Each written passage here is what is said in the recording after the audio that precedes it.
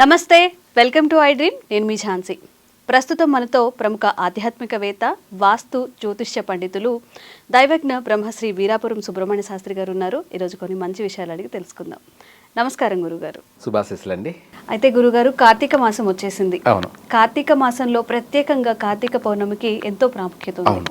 ఎందుకంటే చాలా మంది కార్తీక పౌర్ణమి రోజు ఉపవాసాలు ఉంటూ ఉంటారు, అలాగే అఖండ దీపాలు వెలిగిస్తూ ఉంటారు, ఎంతో గొప్పగా సెలబ్రేట్ చేసుకుంటూ ఉంటారు. అయితే కార్తీక మాసంలో వచ్చే ఈ కార్తీక పౌర్ణమి రోజు మనం పాటించవలసిన నియమాలు కానీ, ఉపవాసాలు కానీ, దేవుడికి నివేదించాల్సిన నివేదనలు కానీ క్లుప్తంగా ప్రేక్షకుల గురించి తెలియజేయండి. కార్తీక మాసం అనగా మన యొక్క హిందూ సమాజంలో హిందువులు ప్రధానంగా అనగా ఎవరైనా ఆచరించవచ్చు, కాకపోతే ప్రేమ భక్తితో, అలాగే మనము కల్మషం లేనటువంటి భక్తి శ్రద్ధలతో, ప్రేమతో ఏదైనా ప్రతిదీ కూడా మనం చేసేది కరెక్ట్గా చేస్తే ఫలితం కూడా అలాగే ఉంటుంది. అంటే స్వచ్ఛమైన మనస్సుతో, ప్రేమతో, భక్తితో చేస్తే ఆ చేసిన దానికి ప్రతిఫలం ఉండనే ఉంటుంది. దాన్నే చేసుకున్న వారికి చేసుకున్నంత మహాదేవ. ఈ మహాదేవుడే ఈ కార్తీక మాసానికి చాలా ప్రధానమైనటువంటి శివారాధన. ఈ శివారాధనలో చెప్పలేనన్ని విషయాలు, చెప్పలేనంత ఆచారాలు, మనం టైం సరిపోనంత విషయాలు కూడా ఉన్నాయి, చెప్పుకోలేనంత. అయితే ప్రతిదీ అందరూ చెప్పిందే మనం జనరల్గా చెప్పుకోవడమే. ఎందుకు అంటే కార్తీక మాసంలో పాడ్యమి రోజు నుంచి మొదలుకొని కార్తీక పాడ్యమి, ఈ కార్తీక పాడ్యమి నుంచి పౌర్ణమి రోజు వరకు చంద్రుడు ప్రతిరోజు ఆయన దినదినం పెరుగుతూ వస్తూ ఉంటాడు. చంద్రుడు దినదినం పెరుగుతూ వస్తున్న దాన్ని చంద్రబలం అంటారు. చంద్రబలం తదేవ విద్యాబలం దైవబలం తదేవ లక్ష్మీపతే తేంగ్రిం యుగం స్మరామి. అంటే చంద్రుడు కార్తీక శుద్ధ పాడ్యమి మొదలుకొని పౌర్ణమి రోజు వరకు ప్రతిరోజు దినదినము అభివృద్ధి చెందుతూ ఉన్న పక్షంలో మనము, అంటే ప్రతి ఒక్కరు కూడా సూర్యోదయం కాక మునుపటే లేయాలి. సూర్యోదయం అంటే సూర్యుడు ఉదయించక ముందే లేయాలి. లేచిన తర్వాత అనగా చెప్పాలి అంటే స్త్రీలు అయితే సూర్యోదయం కాక మునిపే వాళ్ళు లేచి స్నానాలన్నీ కూడా, తల స్నానాలు కూడా అయిపోయి సూర్యోదయం కాకముందే ఇల్లు దీపారాధన కూడా జరిగిపోవాలి. ఇంట్లో దీపారాధన చేసేసుకోవాలి సూర్యుడు ఉదయించక మునిపే. అయితే ఆ లోపలే వాళ్ళంతా ఇల్లు శుభ్రపరచుకోవాలి, అన్నీ చేసుకోవాలి. అయితే ప్రతిరోజు నిత్యం తలస్నానం చేయాలి. ఈ తలస్నానంలో ప్రతిరోజు మనము అంటే ప్రతి ఒక్కరికి మాకు ఈ సమస్య ఉంది, ఆ సమస్య ఉంది, నాకు బాగలేదు, ఏదో మనసు పిచ్చి పిచ్చిగా ఉంది అని అనుకునేటువంటి వాళ్ళకి ఈ 15 రోజులు కార్తీక పాడ్యమి మొదలుకొని పౌర్ణమి వరకు కూడా ఆవు పాలతోటి, పచ్చిపాలు కాంచకూడదు, ఆ ఆవు పాలు తీసుకొని మనం స్నానం చేసే ముందు తల స్నానం చేసుకొని ఆవు పాలతోటి, అంటే వాళ్ళు సమస్త దోషాల నుంచి ప్రక్షాళన కావడానికి, అంటే వాళ్ళల్లో ఓ తెలియని నెగటివ్ అనేది ఏర్పడి ఉంటుంది. ఆ నెగటివే వాళ్ళను అష్ట కష్టాలకి గురి చేస్తూ ఉంటుంది. అష్ట కష్టాలు అంటే వాళ్ళు అనుకున్న పని జరగకపోవడం అనేది అష్ట కష్టాలు. ఆ జరగకపోగా ప్రతిదీ మళ్ళీ రివర్స్ అవుతూ ఉంటాయి, ప్రతిదీ మళ్ళీ రివర్స్ అవుతూ ఉంటాయి. అవి భరించలేరు. మనం అనుకున్న పని జరగకపోయినా పర్వాలేదు, కానీ మళ్ళీ మనకు నష్టాలు, కష్టాలు ఎదురవుతూ ఉంటాయి. అటువంటి వాళ్ళు ఈ 15 రోజులు శుద్ధపక్షంలో ప్రతిరోజు ప్రతినిత్యము ఆవు పాలతోటి ఒక చిన్న గ్లాస్ తీసుకొని, కాంచిన పాలు తీసుకొని తలస్నానం చేసుకొని, ఆ తర్వాత వాళ్ళు చేసే స్నానం. తల స్నానం అంటే ఇప్పుడు మనం ఆ వాటర్లో కలిపేసుకొని ఎలాగైతే స్నానం చేస్తామో అలా చేసే అలాగైనా చేసుకోవచ్చు. కాకపోతే నీళ్ళన్నీ వాసన వస్తాయి, పాల వాసన వస్తుంది అనమాట, తెలియని ఒక మదపాసన వస్తుంది. అందుకనేసి నీళ్ళలో కలపకుండా మామూలుగా తలపైనే డైరెక్ట్ పాలు పోసుకొని అభిషేకం చేసినట్టే మనము శివునికి ఎలా అభిషేకం చేస్తామో అదే విధంగా ముందు మనల్ని మనం అభిషేకం చేసుకోవడం. ఆ పాలతో మనం అభిషేకం చేసుకోవడం వల్ల మనలో ఉన్నటువంటి నెగిటివ్ అంటే అష్టదరిద్రము అని చెప్పచ్చు, లేదంటే అర్ధాష్టమ శని పీడ, అష్టమ శని పీడ, ఏలేనాటి శని పీడలు, అంటే ఈ 3 భాగాలు అనేటివి కూడా దిగిపోవాలి అంటే, మనల్ని వదిలి వెళ్ళిపోవాలి అంటే, దరిద్రం అంతా పోవాలి అంటే, కొట్టుకుపోవాలి అంటే పచ్చి పాలతో ఆవు పాలతో స్నానం చేస్తే ఆ పాలు మన శరీరం నుంచి కిందికి ఎలా పోతుందో మనలో ఉన్నటువంటి దరిద్రం అంతా కూడా అలాగే డిలీట్ అయిపోతుంది. అప్పుడు వాళ్ళు పరమ పవిత్రం అవుతారు, పరమ పవిత్రులు అవుతారు. ప్రధానం మొదటి భాగం అంటే అన్నిటి నుంచి వాళ్ళు రిలీజ్ అవుతారు. ఎప్పుడైతే అలా స్నానం చేస్తామో మన శరీరం తల నుంచి శిరస్సు నుంచి పాదాల వరకు పాలు కారి ఎలా పోతాయో అప్పుడు మనలో ఉన్నటువంటి పట్టి పీడిస్తున్నటువంటి గ్రహ పీడలు, గ్రహ దోషాలు, బాలారిష్ట దోషాలు, అవే కాకుండా దుమ్ము ధూళి గాలి భూత ప్రేత పిచాచ రాక్షస అనే ఇతి బాధలు, ఈటి పీడలు, ఇవన్నీ కూడా పూర్తిగా వైదొలిగిపోతాయి, మనల్ని వదిలేసిపోతాయి. అయిన తర్వాత మనం చల్లనీళ్ళు మాత్రమే స్నానం చేయాలి, కాంచకూడదు. నీళ్ళని వేడి చేయకూడదు, అంటే గంగని కాంచకూడదు. ఎందుకంటే గంగ అనేది పరమ పవిత్రమైంది. ఇది సాక్షాత్తు పరమేశ్వరుని శిరస్సున కొలువై ఉన్నటువంటిది. మనం నీటిని కాంచామంటే, ఉడికించామంటే పరమేశ్వరుణ్ణే ఉడికించినట్టు. ఇంకా అమ్మో, సాక్షాత్ గురుగారు, అవును, సాక్షాత్ ఆ పరమేశ్వరుణ్ణే మనము కాంచినట్టే, వేడి చేసినట్టే. అయితే ఇదంతా మన మనసుకు అది ఒక నెగటివ్ అనే మనకు అనిపిస్తుంది, కాబట్టి కాంచకూడదు. ఆ చల్లనీళ్ళతోటి స్నానం చేసుకున్నట్టయితే మనలో ఉన్నటువంటి మబ్బు ప్రతిదీ వైదొలిగిపోతుంది. మనకు ఒక తేజస్సు, ఒక జ్ఞానము, ఒక వైబ్రేషన్, పాజిటివ్ వైబ్రేషను అన్నీ కూడా మనకు వచ్చేస్తాయి ఆ చల్లనీళ్ళ స్నానం చేసేసిన తర్వాత. అయితే ఆ చల్లనీళ్ళల్లో ఇందాక మీరు అన్నట్టుగా పాలు కాకుండా పసుపు కలపాలి, పసుపు కలుపుకొని చేయాలి స్త్రీలు అవుతే. అలాగే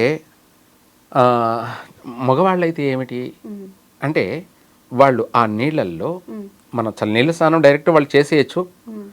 అది లేని పక్షాన వాళ్ళు కుంకుమ పువ్వు వేసి, కుంకుమ పువ్వు అంటే చాలా ఖరీదు కదా, అంటే చాలా ఏం కాదు, కొద్దిగా కొంచెం కుంకుమ పువ్వు ఆ నీళ్ళలో వేసి వాళ్ళు స్నానం చేస్తే అది ప్రకృతి నుంచి వచ్చినటువంటిది. ఆ కుంకుమ పువ్వే కదా అని అనుకుంటే పొరపాటు. అది మన శరీరంలోనూ పాజిటివ్ని అంటే ఆరోగ్యాన్ని ఇస్తూ మనలో ఉన్న నెగిటివ్ని డిలీట్ చేస్తుంది. అలా ఈ 15 రోజులు ఆ కుంకుమ పువ్వుతోటి స్నానం చేస్తే, అంటే ఏకంగా చెప్పాలంటే వాళ్ళ పూలతో స్నానం చేసినట్టు అనుకోండి. ఏమిటి పూల స్నానం అలా అనుకో, నీళ్ళలో వేసాం కాబట్టి అదంతా మంచి ఇదవుతుంది. అలా ఈ 15 రోజులు చేస్తూ ప్రతిరోజు ఇంట్లో దీపారాధన చేయడం.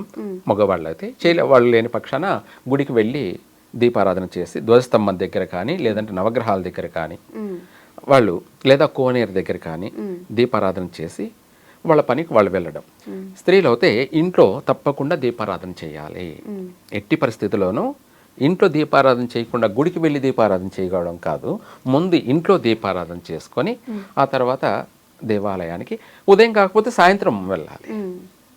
ఎందుకంటే మనకు ఆకాశ దీపం, జ్వాలా దీపం ఇవన్నీ కూడా సాయంత్రం చీకటి పడేటప్పుడు, రాత్రి వేళ మన చీకటి కష్టాలని తొలగిస్తూ మనకు చీకటిలోనూ, అంటే పగలు రాత్రి అనే తారతమ్యం లేకుండా ఎల్లవేళలా ఎల్లప్పుడూ మాకు సుఖాన్ని ప్రసాదించు, మా యొక్క ఈ చీకటిని ఎలా మనం పారద్రోలుతున్నామో మా కష్టాలన్నింటినీ కూడా అలాగే పారద్రోలుతూ జ్ఞానాన్ని, వెలుగుని అనే ఒక శుభప్రదాన్ని మనం అనుభవించడం కొరకు ఆ సాయంత్ర సమయంలో దేవాలయంలో దీపారాధన చేయాలి.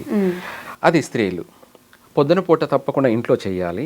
సాయంత్రం పూట కూడా వాళ్ళు వెళ్ళేటప్పుడు ఇంట్లో దీపారాధన చేసుకొని గుడికి వెళ్ళి గుడిలో ధ్వజస్తంభం దగ్గర దీపారాధన చేయాలి. ధ్వజస్తంభం దగ్గర కుదరకపోతే ఒకవేళ లేని గుళ్ళు ఉంటాయి కదా, అలాంటప్పుడు ఏంటంటే నాగదేవతల దగ్గర దీపం చేయాలి. లేదంటే నవగ్రహాలు చాలా చోట ప్రతి చోట ఉంటాయి, నవగ్రహాల దగ్గర అయినా చేయొచ్చు. లేదంటే నీటిలో కోనేరు దగ్గర అయినా చేయొచ్చు, ఎక్కడ వీలైతే అక్కడ. ఈ 15 రోజులు దీపారాధన చేయడం వల్ల ఆ 15 రోజులు చేసిన దీపారాధన ప్రభావము వాళ్లకు సంవత్సరమంతా కూడాను సర్వ సుఖాలు, సౌఖ్యాలు కలుగుతాయి. అయితే ఈ 15 రోజులు కూడాను వాళ్ళు వీలైనంత వరకు మంచం మీద పడుకోకుండా కింద సాపేసుకొని పనుకోవడం. రెండోది, ప్రతిరోజు ప్రతినిత్యము వాళ్ళు రుచి చూడకుండా వంట చేసి తన భర్తకు పెట్టడము. ఏమిటి? భర్త స్వామి. ఏమిటి? స్వామి. స్వామికి పెట్టే ఒక ఇదిని రుచి చూడకుండా పెట్టడం వల్ల సాక్షాత్ మనం భర్తకి ఎప్పుడైతే పెడతామో సాక్షాత్ పరమేశ్వరునికి నివేదన సమర్పించినట్టు. ముందు మన ఇంట్లో మన భర్తని ఎప్పుడైతే మనం చక్కగా చూసుకుంటామో అప్పుడు పతి అనుగ్రహం కలుగుతుంది. ఏమిటి? పతి అనుగ్రహం. అంతే కదా. పతియే ప్రత్యక్ష దైవం. పతియే ప్రత్యక్ష దైవం. ఇది ప్రతి ఒక్కరూ ఆచరించాల్సిన ధర్మం ఇది. అవి కాకుండా మన పనులు మనం చేసుకుంటూ భర్తను బాధ పెడుతూ ఉంటే, అంటే ఆకలి బాధలని కానీ, లేకపోతే సమయానికి టీయో కాఫీయో పాలు ఇవ్వకపోవడం కానీ, తనకు మంచి చెడు చూసుకోకపోవడం కానీ, అప్పుడు తను అనుకుంటుంటాడు, ఏమిటో దీని పూజలు, పూజలు తగలేయా, నాకు కాస్త కాఫీ టీ కూడా ఇచ్చే లేదు అని తను బాధపడకూడదు. అదే దాని ముందు తన ఇంట తన భర్తను సంతృప్తి పరుచుకుంటే ఆ పరమేశ్వరుని అనుగ్రహమే సాక్షాత్తు వీళ్ళకి కలుగుతుంది. అంతే కదా. భర్తని మనం ఎప్పుడైతే చూసుకుంటామో భర్తకి ఏమనిపిస్తుంది, అయ్యో నా భార్య నాకు ఎన్ని పనులున్నా చక్కగా నన్ను చూసుకుంటుంది, నన్ను చూసుకుంటూ తను దేవుణ్ణి చూసుకుంటుంది అని చెప్పేసి తనకు మనసు భార్య పైనే ప్రేమ అనేది కలుగుతుంది. ఆ ప్రేమ అనేది ఇంకా పెరుగుతూ పోతూ ఉంటుంది తప్ప ఆ ప్రేమ అనే దానికి తగ్గదు. అది ఇప్పుడు కావాల్సింది ప్రేమ. భార్యాభర్తల బంధం అనేది మనం చేసే పూజ వల్ల చాలామంది భార్యాభర్తల బంధం కోసం పూజ చేస్తారు. ముందు ఇలా చేస్తే ముందు భర్త అనుగ్రహం కలుగుతుంది. అలా ఈ యొక్క కార్తీక మాసంలో పతియే ప్రత్యక్ష దైవం అనేది భార్య నిద్ర లేగానే భర్త పాదాలు తగిలి నమస్కారం చేసుకున్నట్టయితే వాళ్ళకి సాక్షాత్తు ఆ పార్వతీ పరమేశ్వరుల అనుగ్రహమే కలుగుతుంది. అలాగే వీళ్ళు ఈ 15 రోజులు చక్కగా చల్లనీళ్ళతో స్నానం చేస్తూ కింద సాప మీద పనుకుంటూ దేవాలయాలకి వెళ్ళేటప్పుడు ఉతికిన వస్త్రాలు, అంటే కొత్త బట్టలైనా కావచ్చు, లేదంటే ఉతికిన వస్త్రాలే కట్టాలి. ఏదన్నా చినిగినవి, ఎలకలు కొరికినటువంటి బట్టలు కానీ, అంటే ఏదన్నా కట్ అయినటువంటి అంటే చినిగిన వస్త్రములు అనేటివి ధరించకూడదు, వాటిని ధరించకూడదు. నూతన వస్త్రం అనేం కాదు, మనం బాగుండేటివి చిన్నగనాటివి వస్త్రాన్ని ధరించుకొని నీట్గా చక్కగా దేవాలయానికి వెళ్ళి ముందుగా మొదటిగా వెళ్ళగానే ధ్వజస్తంభం దగ్గర దీపారాధన చెయ్యాలి ప్రధానంగా. ఆ తర్వాత నవగ్రహాల దగ్గర దీపారాధన చేయాలి. ఆ తర్వాత లాస్ట్లో కోనేట్లో దీపారాధన చేయాలి. ఇలా 15 రోజులు చేస్తే వాళ్ళు ఆ దేవాలయంలో చేసినటువంటి ఆ దీపారాధన వీళ్ళ జీవితానికి ఒక వెలుగునిస్తుంది చక్కగా. ఆ వెలుగు ఏమిటి అంటే మనం అనుకున్న పనులన్నీ అనుకున్నవి నెరవేర్తుపోవడం. ముందుగా భర్త ప్రేమ, అనుగ్రహం, అనురాగం, ఆప్యాయత పొందడం. రెండోది తనకు మనస్సు ప్రశాంతత కలగడం. ఎవరికి? ఆ ఇంటి ఇల్లాలికి మనశ్శాంతి, ప్రశాంతత కలగడం. మనిషికి మనశ్శాంతి, ప్రశాంతత ఎప్పుడు కలుగుతుంది అంటే ముందుగా భర్త ప్రేమించినప్పుడు కలుగుతుంది. రెండవది ఆర్థికపరమైనటువంటి ఇబ్బందులు లేనప్పుడు కూడా తనకు మనసు ప్రశాంతత కలుగుతుంది. రెండోదే, మొదటిది ప్రేమ, ఒక భర్త యొక్క ప్రేమ అనురాగమే తనకు ప్రధానమైనటువంటి ఆస్తి, ఐశ్వర్యము, అనురాగము, ఆప్యాయత, బంధము. అది ముందు మొదటిది. రెండోదే ఆర్థికం. ఈ చేసినటువంటి పూజా ఫలం వల్ల, తను చేసినటువంటి పూజా ఫలం వల్ల భర్త అనుగ్రహము, అనురాగము కలుగుతుంది. ఆర్థికపరమైనటువంటి విషయాలలో కూడా చక్కగా వాళ్లకు ప్రతిరోజు కలిసి రావడం అనేది ప్రారంభం అవుతుంది. ఇంటిల్లపాది ఆర్థికంగా ఎప్పుడైతే బాగుంటుందో ఇంట్లో అన్ని సంతోషాలు, ఎందుకంటే ఏ లోటు లేదు కాబట్టి. దానికోసమే ఇవన్నీ కూడా మనం చేసేది. నువ్వు ఎన్ని చేసినా కుటుంబం యొక్క అభివృద్ధి కొరకే. నువ్వు ఏమి చేసినా, ఏ రూపంలో చేసినా, ఎలా చేసినా కుటుంబం అనేది అభివృద్ధి చెందాలి, కుటుంబం బాగుపడాలి. 3 పువ్వులు 6 కాయల దినదినము అభివృద్ధి చెందాలి. దానికోసమే ఎవరైనా చేసేది. నేను చేసినా, నువ్వు చేసినా, చూసేవాళ్ళు ఎవరు చేసినా, ఏది చేసినా కుటుంబం బాగుపడడం కోసమే చేయాలి. అది చేసి తీరాలి. చేసిన దానికి మనం ఇందాక చెప్పుకున్నట్టు, చేసుకున్న వారికి చేసుకున్నంత మహాదేవ అని. ఆ 15 రోజులు కూడా ఆవు నెయ్యితోటి దీపారాధన చేయడం కానీ, రెండవది కొబ్బరి నూనెతోటి, రెండవది మనం ఆవు నెయ్యి లేకపోతే కొబ్బరి నూనెతోటి దీపారాధన చేయడం కానీ. అంటే ఇది పల నూనె, నారీకేల పల నూనె. ఏమిటి? నారీకేళం అంటే కొబ్బరికాయ నుంచి వచ్చిందే కదా. నారీకేల పల నూనె. ఇటు ఈ కొబ్బరి నూనెతోటి దీపారాధన చేస్తే విశేషమైనటువంటి ఫలితము. ఎందుకంటే ఫలం నుంచి వచ్చినటువంటి నూనె కాబట్టి అది మనకు పరిపూర్ణమైనటువంటి ఫలితం కలుగుతుంది. పూర్ణ ఫలం అంటాం. ఏమిటి? హోమం చేసిన తర్వాత లాస్ట్లో పూర్ణాహుతి ఎలా వేస్తామో, ఈ కొబ్బరి నూనెతోటి మనం దీపారాధన చేయడం వల్ల మనము 1000 హోమాలు చేసినంత అటువంటి పూజా ఫలం అనేది ఈ కొబ్బరి నూనెతో 15 రోజులు చేస్తే దక్కుతుంది. నువ్వు 1000 హోమాలు చేసినా ఒకటే, ఈ 15 రోజులు ఈ కొబ్బరి నూనెతోటి దీపారాధన చేసినా ఒకటే. పూర్ణ ఫలం వీళ్ళు చేసిన 15 రోజులకి పూర్తిగా ఫలితం అనేది ఈ కొబ్బరి నూనెతో దక్కుతుంది. అలా చేస్తే చక్కగా వాళ్ళ కష్టాలు, వాళ్ళ దరిద్రాలన్నీ కూడా పోయి ఈ 15 రోజులు చేసిన పూజా ఫలం వల్ల వాళ్ళ కుటుంబం అంతా కూడాను 3 పూలు 6 కాయల దినదినము అభివృద్ధి అనేది చెందుతూ పోతూ ఉంటుంది. ఇది కావాలి ప్రతి ఒక్కరికి. తర్వాత సాయంత్ర సమయంలో మనము ఇంట్లో కానీ, గుడిలో కానీ, ఎక్కడంటే అక్కడ పడితే కుర్చీల మీద కూర్చొని కాళ్ళ మీద కాళ్ళు వేసుకొని ఊపుతూ అహంకారంగాను, అహంభావిగాను, గర్వంగాను వాళ్ళ బిహేవియర్ అనేది కనపడకూడదు. అంటే వాళ్ళ నడవడిక ఎంత మాత్రం ఏ యాంగిల్లో చూసినా, ఏ డైరెక్షన్లో చూసినా భక్తి అన్నది, భక్తి భావం అన్నది, భగవంతుడి మీద ప్రేమ అన్నది కనిపించాలి. భగవంతుడి మీద ప్రేమ, భక్తి భావం అనేది స్పష్టంగా కనపడాలి. అక్కడ దేవాలయాల్లో కానీ, ఇంట్లో కానీ కుర్చీల మీద కూర్చోవడము, కాళ్ళ మీద కాళ్ళు వేసుకొని ఊపుతూ, వచ్చే పోయే వాళ్ళందరినీ చూసుకుంటూ, అంటే వచ్చి భక్తులు ఉంటారు కదా, అందరూ ఒక్కొక్కరు అందమైన అలంకరణలతో వస్తూ ఉంటారు కదా, వాళ్ళని చూసుకుంటూ, ఇది కాదు కావాల్సింది. మన మైండ్, మన ఆలోచన అంతా దేవుడి మీదనే ధ్యాస ఉండాలి. ఇంకొకరి పైన ధ్యాస వెళ్ళకూడదు, ఇంకొకరి గురించి ఆలోచించకూడదు. ఎందుకంటే మనం ఇంకొకరి గురించి ఆలోచించామనుకోండి, దేవుణ్ణి అంటే పూజ మధ్యలోనే విఫలమైపోయినట్టే, పూజ మధ్యలోనే అది చెడిపోయినట్టే. అలా మనం భగవంతుడి మీదనే ధ్యాస ఉండాలి, భగవంతుడిపైనే దృష్టి ఉండాలి.